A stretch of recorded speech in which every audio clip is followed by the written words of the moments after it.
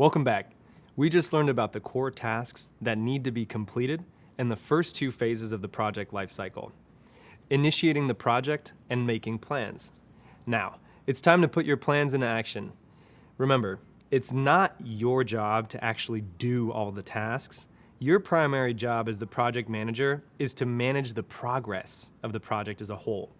This means you'll oversee your team's efforts and make sure everyone understands what's expected of them, what tasks need to be done, and how and when to complete those tasks. It's also your job to help remove any obstacles and to alert the right people if it looks like there might be a delay to the project. This means you'll need to communicate with your team and anyone else involved in your project through meetings, written communications like memos, emails or internal chat tools, and other working documents like task reports.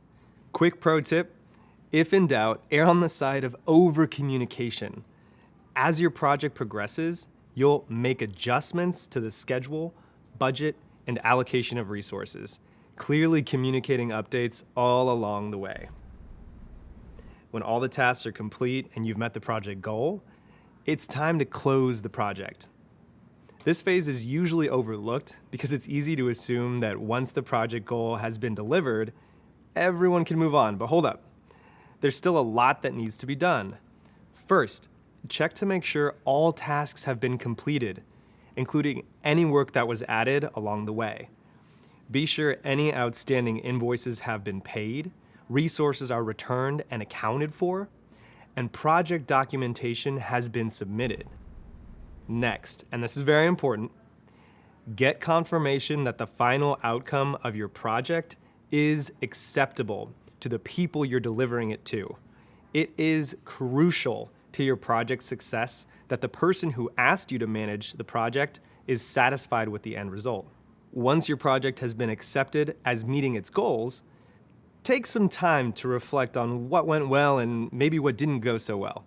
This reflection is usually called a retrospective, and it's a chance to note best practices and learn how to manage a project more effectively next time.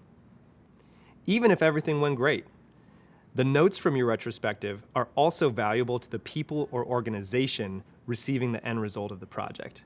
That's because they can use that information to inform decisions about their business the next time they consider a project.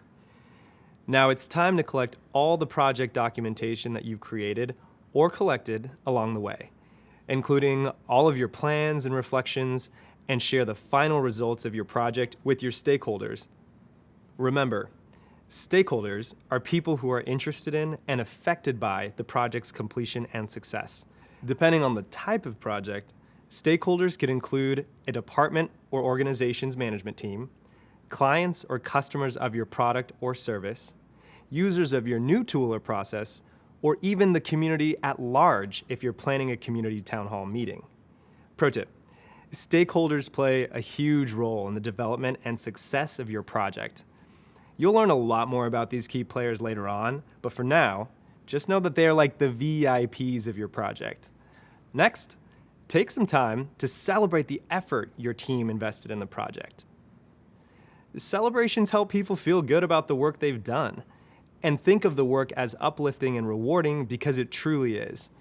Some ideas for small celebrations are a company or team-wide email, thanking the team and acknowledging individual efforts. Now for big projects, you may even consider a company party to celebrate the team and the project's success. To wrap up, you and your team can formally move on from the project so that you can pursue new projects in the future. Well, as you can see, being a project manager is a lot of work, but it's very rewarding, and it's all, well, manageable when you follow through with the project lifecycle. You can see how the organization, communication, and improvements you add to various areas of a project can make the entire team more effective and efficient. And you can have an impact on many areas of a project in a way that's greater than if you focused on any one task on the project. Similar to a coach with a sports team, even though you aren't actually playing a direct role in the game, your guidance, your communication, and your team building can make the difference in a happy, high-performing, and successful team. In later courses, we'll discuss each of these project phases and you'll learn methods, techniques, and tools to help you. For now, we just want you to become familiar with the general project management process. And we'll share some of the terms and concepts used in the field that you'll need to know as you develop your project management skills. Up next, we'll introduce you to two of the more popular project methodologies, Waterfall and Agile.